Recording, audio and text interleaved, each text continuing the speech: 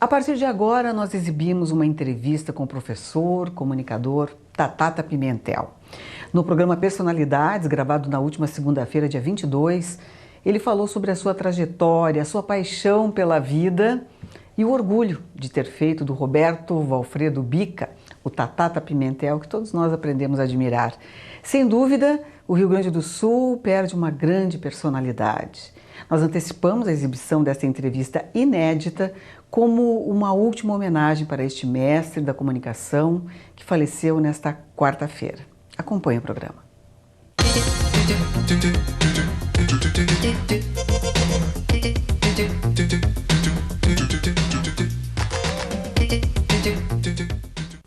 O nosso convidado de hoje tem uma personalidade irreverente e ele é fascinante também pela sua cultura. É professor, doutor, jornalista, apresentador, fala 4 idiomas, apaixonado por literatura, especialmente a francesa. Este é Roberto Valfredo Bica Pimentel. Você não sabe quem é? Eu vou facilitar. É o Tatata Pimentel. Seja muito bem-vindo. O convite me é muito honroso, mas agora que eu estou descobrindo que o programa se chama Personalidades. Tu inventaste que eu tenho uma personalidade para participar desse tipo de programa? Eu e toda... Quem é que inventou isso, e toda a população gaúcha que te conhece, que sabe da tua qualidade enquanto mestre, enquanto apresentador e comunicador no Rio Grande do Sul. Eu fico muito elogiado. Ainda fico muito elogiado. Ai, que bom, então. Tatata, vamos voltar um pouquinho no tempo.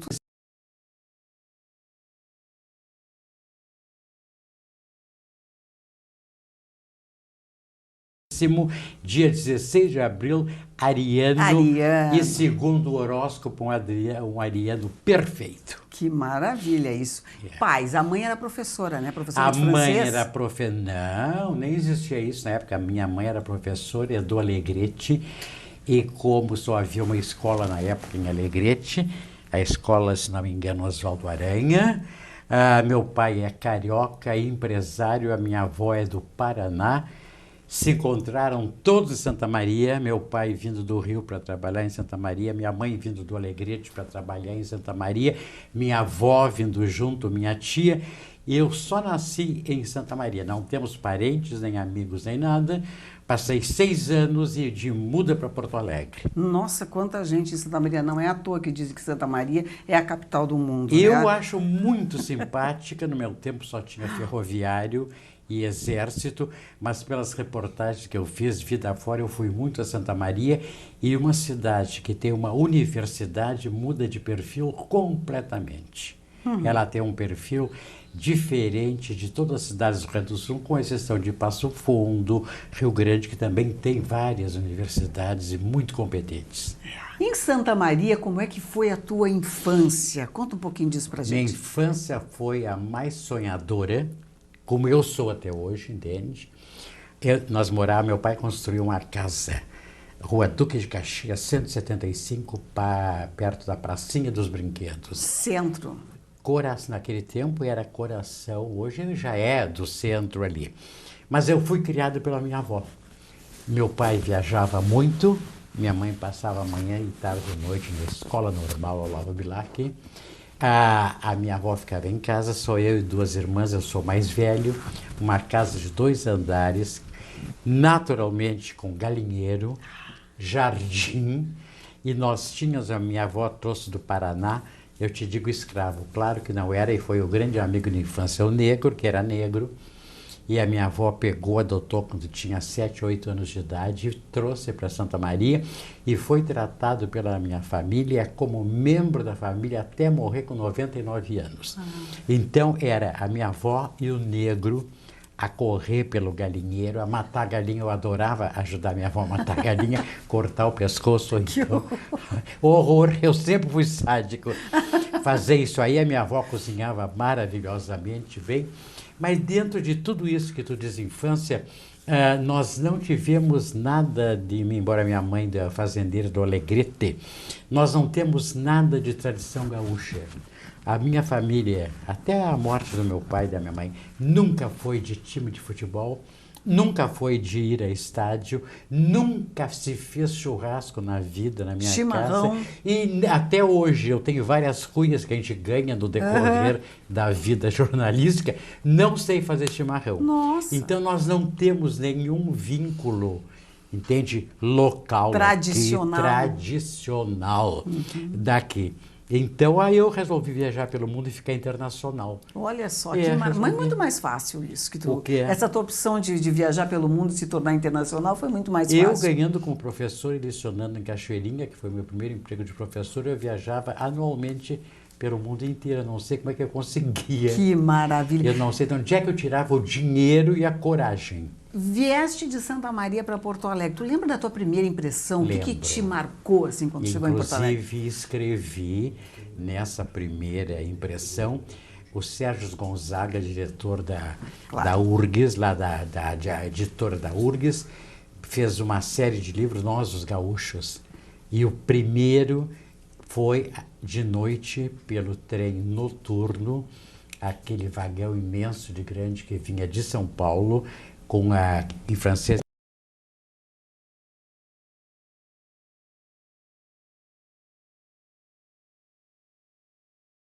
E gravar, Taquari, já era meio longe, a gente estava fechando mala e tudo.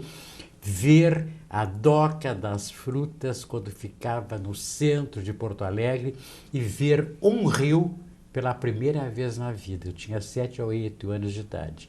Mas é uma memória fotográfica que eu poderia pintar um quadro, o reflexo da luz da noite do rio e aqueles barcos compridos repletos de laranja, que tem um colorido. Belíssimo, me marcou para o resto da vida. E daqui a pouco, então, Porto Alegre. E no interior, quando a gente mudava para cá, para Porto Alegre, se dizia, então vais morar na capital. Ai, que maravilha. Tatata, e quando é que o Roberto vira Tatata Pimentel? Isso para mim é muito fácil, porque eu vejo as pessoas onde é que me conhecem, ou pela televisão ou pessoalmente. Até eu começar a televisão, esse Tatata era o apelido que as minhas 2 irmãs, que não sabiam dizer Roberto, que eram muito pequenas, chamavam de Tatata. A universidade e o mundo inteiro, antes da televisão, não consegue dizer Tatata, diz Roberto. Então eu já sei a amizade antiga ou amizade televisiva. Não sabe. Aí eu comecei a fazer televisão lá pelos princípios de 70. Ninguém aqui do estúdio era nascido na época. Eu era nascida, sim. E aí as pessoas esqueceram que eu sou, como tu disseste, Roberto Alfredo Biga Pimentel. Só sabem Tatata. Isso tem a ver com Isso tem a ver com o seguinte, eu cheguei a primeira vez de Londres, era o Swing em London, a cidade é muito barata, e eu trouxe todas as roupas que os Beatles usavam em Yellow Submarine. Sapato de plataforma desse tamanho, gravata dessa largura, estampada de girassol, calça boca de sino, e eu frequentava, os jornalistas todos frequentavam um bar chamado Ressaca, na João Pessoa, sim, na esquina ali. Aí o meu querido amigo José Antônio Dauti olhou a roupa, tudo sempre muito estranho, eu sempre fui muito estranho, graças a Deus. Quer ser júri de auditório? Eu digo, quero, eu nem sabia o que era televisão. Lá fui eu ser júri, puxa, é a Gaúcha, apresentado pelo Elinho Wolfried, só pelo tipo de roupa que eu usava. Aí ficou Tatata para o resto da vida. Em algum momento, Tatata, porque isso é uma marca tua, né? Uma marca, tu tem muito bom gosto, muito feeling para essa coisa de vestuário, eu acho. Tu faz vanguarda nas coisas que tu usa. Eu fiz coisas de usar na rua que apavorava e assustava muitas pessoas. E depois as pessoas começavam a usar. Pode ser. Alguma vez isso te causou algum entrave, te causou alguma coisa desagradável? Assim? Não. Não, e o que é estranho, eu dava aula vestido com essas roupas.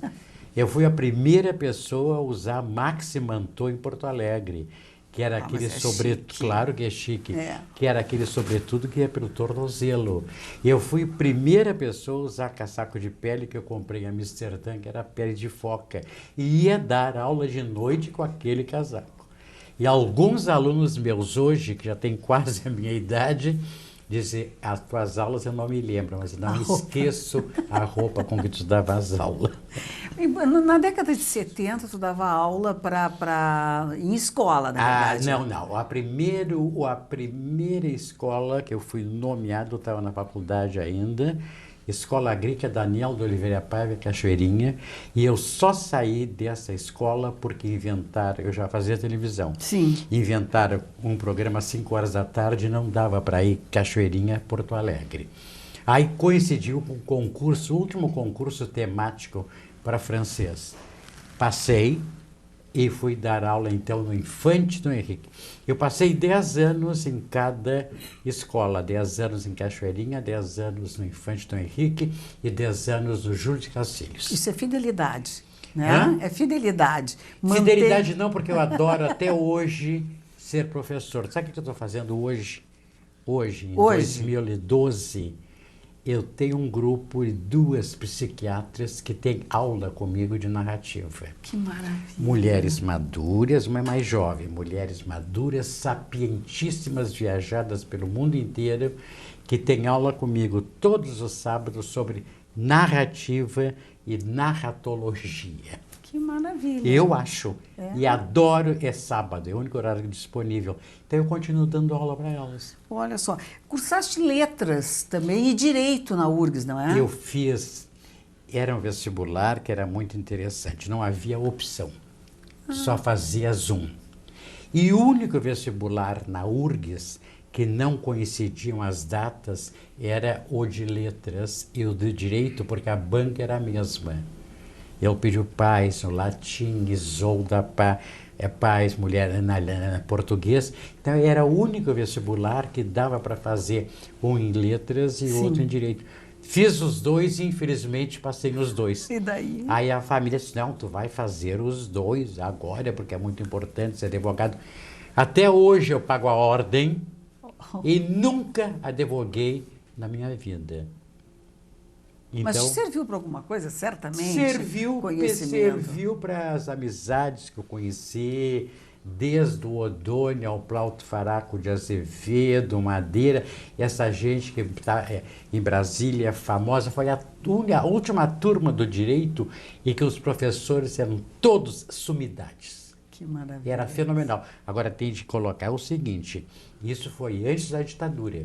Porque depois eu fui morar na África, passei 2 anos, houve o golpe, e aí então, quando eu voltei, o curso não era de neolatinas, era o curso de letras, só valia uma língua estrangeira, e como eu já estava formado na letra francesa, então eu fiquei dentro do francês. E esse falar línguas era parte do curso. Olha só. Porque o vestibular escrito e oral, francês, inglês, latim e português. Puxa. Escrito e oral. Nossa. E eu passo nos dois e era a mesma banca. E a matéria era a mesma. E na verdade, quando é que começou então, quando é que começou essa tua paixão pela literatura francesa? Parece mentira, minha mãe era professora de literatura, eu tive várias tias professoras primárias, uma irmã minha, antes de fazer a FAMECOS, Publicidade e Propaganda, nas primeiras turmas, foi alfabetizadora no Colégio Rosário, e a minha paixão não é literatura, a minha paixão é leitura. Leitura. Hoje, quando eu saí da televisão, realmente, depois de 35 anos de televisão, eu tenho 24 horas por dia para ler. Leitura, qualquer coisa? Eu sou leitor. Qualquer coisa? Ou tens uma preferência? Tenho uma preferência, que é a literatura. Tenho uma preferência, que são os clássicos. Eu não posso ler os contemporâneos, porque eu tenho de reler os clássicos, coisa que tu não termina nunca na vida. É muita coisa. E eu leio em várias línguas.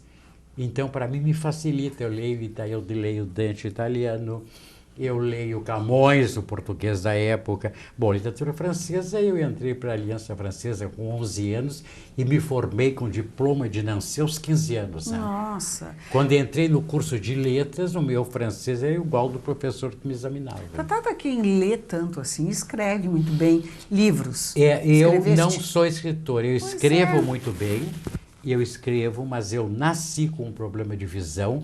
Eu tenho 1/10 de visão no olho direito e agora, com a tela do computador, a tela me ofusca. Nossa. Me ofusca muito, muito, muito, e eu não tenho visão de profundidade. Se eu tenho que escrever, eu escrevo à mão. E aí eu tenho uma coleção de caneta Montblanc. Ai, meu Deus, tu é muito chique.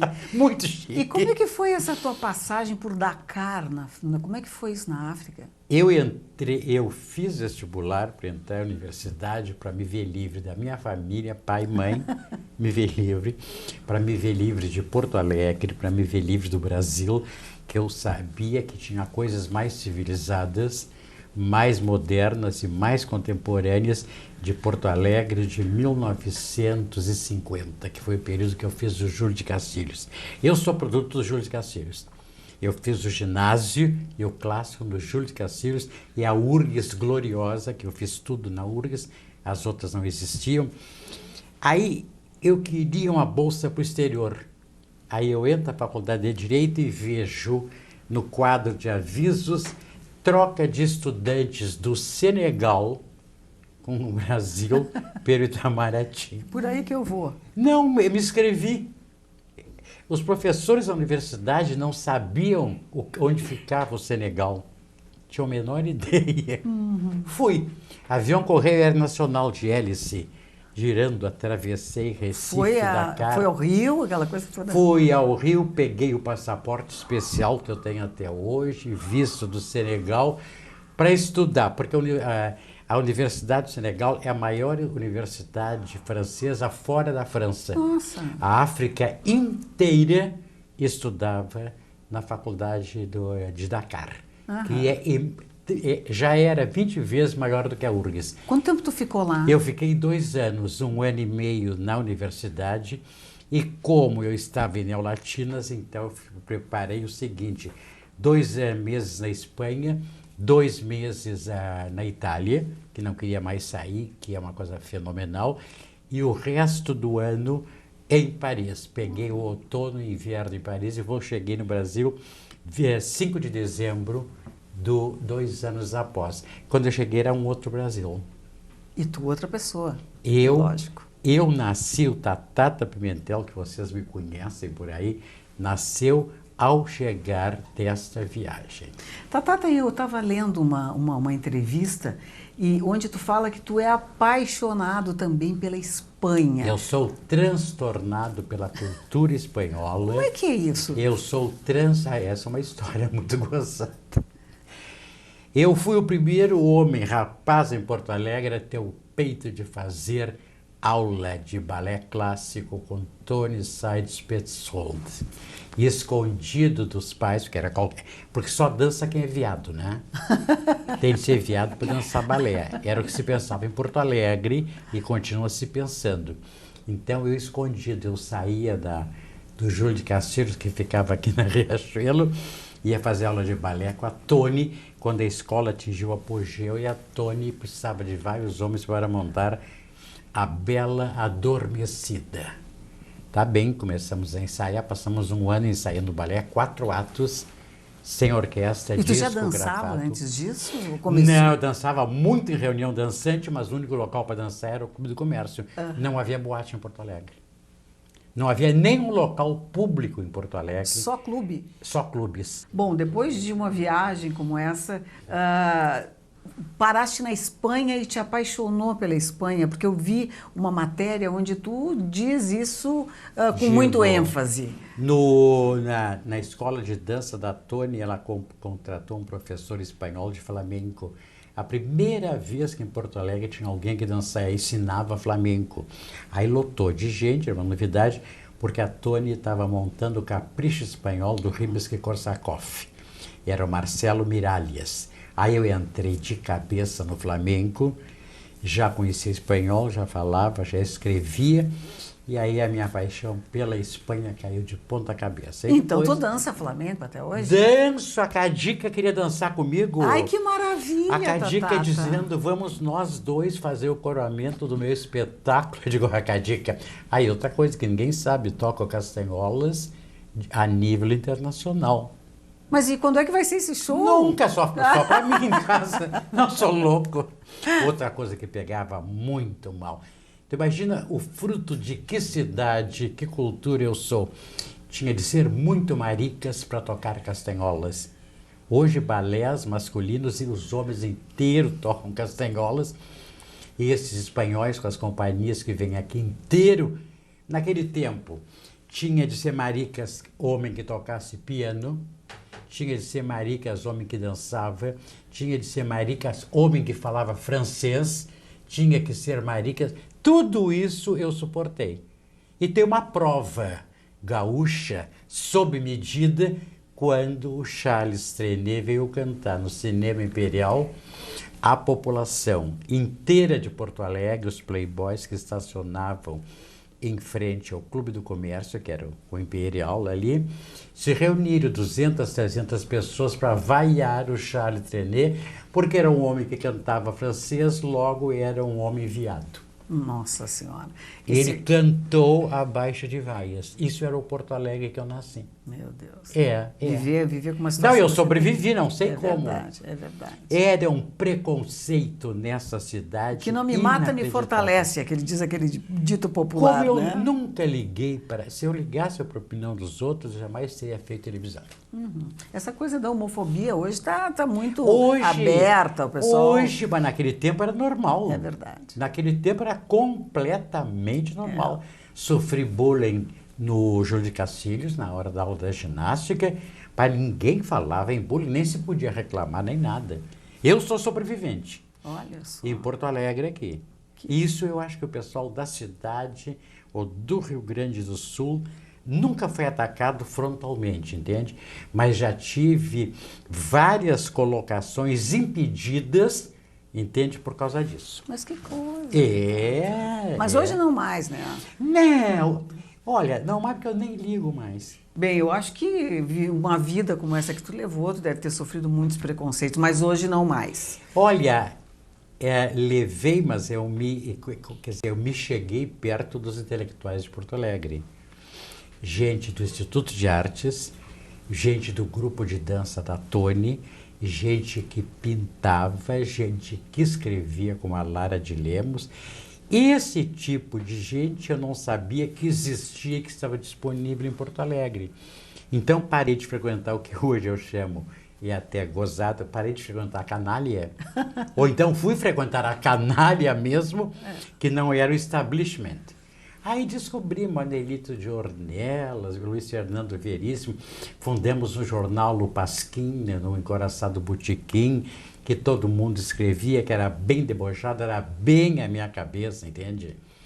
E aí sim resolvi que existia uma faceta de Porto Alegre que não era a faceta que eu conhecia. Comecei a descobrir essa gente, pintores, escultores. Fiquei íntimo amigo do Chico Stocking, Sorava Betiol, Vasco Prado, Iberê Camargo. Nossa! Comecei a frequentar, vou te dizer, a nata de Porto Alegre. Que maravilha! E quantos anos de televisão depois? Quantos anos de televisão? Eu acho que eu devo ter 35 anos de televisão. Nossa! Eu passei 25 anos na Bandeirantes, que era difusora. Começou na Bandeirantes como... Difusora. Difusora. Não, eu comecei na RBS, num programa chamado Puxa é a Gaúcha, apresentado pelo Hélio Wolfried. O Elinho. Elinho. Estava no auge ser jurado de televisão. Era o máximo da carreira de quem em televisão ser jurado. Eu, que maravilha, milhares de Mas pessoas. Mas era o quê? Era show de calouros, isso? Show de calouros. Exatamente como é hoje. Não alterou nada, nada, nada. Depois eu fui para a Difusora, Domingo Alegre, com Ivan Castro.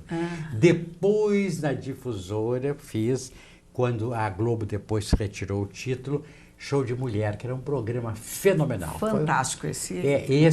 Tinha até Sander Via Chaves Barcelos, Ivete Brandalize. Era fenomenal. Aí surge o programa que consagra a minha, a Tânia, e uma certa geração que já terminou, entende? Que era o Porto Visão do querido amigo Clóvis Duarte. Clóvis Duarte. Embora eu já tivesse muito tempo de televisão antes, a televisão, o Clóvis Duarte nos lança porque os programas tinham o nosso nome. 30 e quantos anos de televisão? 35 anos. 35 anos de televisão. 40 de magistério. 40 anos de magistério. Essa experiência ensinou essas viagens anuais para fora do Brasil. Sente saudade da televisão com tudo isso? Nenhuma. Nenhuma? Nenhuma. Eu, há 2 anos antes da RBS encerrar a carreira minha e da Tânia Carvalho, que é uma geração que terminou. E não quero que vocês entendam mal a comparação. A Hebe termina a apresentação de programas de auditório. Foi ela que inventou e ela termina, porque o que se faz hoje é muito abaixo do que a Hebe fazia. Todo o Brasil chorou a morte da Hebe. A aposentadoria minha e da Tânia termina a temporada Porto Visão, que aprendemos a fazer sem laptop, com o menor cuidado técnico, improvisado e o ar. Então, com a minha saída da Tânia, nós terminamos uma geração. E agora vem outra geração, que é outra cabeça, outra filosofia, muita juventude. E a RBS fez muito bem. Agradeço de coração a RBS vai agora fazer o que tu quer na vida. Tata, tu acha que a espontaneidade se perdeu um pouco? Não, não tem mais. Não. Nem o Jornal Nacional não tem espontaneidade, porque quando o VT não entra na hora, eles ficam petrificados, não sabem o que dizer. É pasteurizado, né? Pasteurizado. Não, ninguém tem. Porque outra coisa, aí pode ser ofensivo, me desculpe a quem eu ofender, eles não têm condições de improvisar nada, eles não sabem de nada. Esses dias me disseram que a Simone de Beauvoir foi casada com Marcel Proust. Ela é 100 anos depois do Proust. No astral, pode ser. Pode ser na outra dimensão. Tu ouves coisas incríveis. Tu mora sozinho? Sozinho. Mas tu morava com sobrinhos. Eu morava, criei, já mandei embora, tem 30 anos, o sobrinho vai casar, vai fazer filho. Aí uma parte da minha família se separou, aí não quiseram ficar com as crianças, criei a irmã dele até casar, e esse sobrinho ficou dos 11 anos até os 30 comigo. Eu não tenho enfermeira, espero que não precise logo, no momento. Eu não tenho cozinheira, faxineira, lavadeira, eu faço tudo, eu passo de mês em mês aspirador em casa. Tem 2 dedos de poeira na minha casa inteira, mas não tem problema nenhum. Sabe por quê, meu amor? Nessa idade eu não tenho vã preocupação. Isso não é preocupação. Poeira se tira, não mata ninguém. É verdade. Entende? Aspirador, tu passa, fica limpo. E tem gente neurótica e tem toneladas de serviçais. Eu não quero. E também gente que deixa de viver para manter as coisas. Para manter a casa limpa, não sei para quê. Não sei para quê. Tá. Projetos que tu está desenvolvendo hoje, além das aulas que tu está dando? O último projeto da minha vida, não é que eu queira, é porque é um projeto tão grande, que eu vou morrer estudando. Eu passei a vida inteira dentro da literatura e eu jamais havia estudado Shakespeare. E agora eu caí de cabeça nas 53 peças do Shakespeare.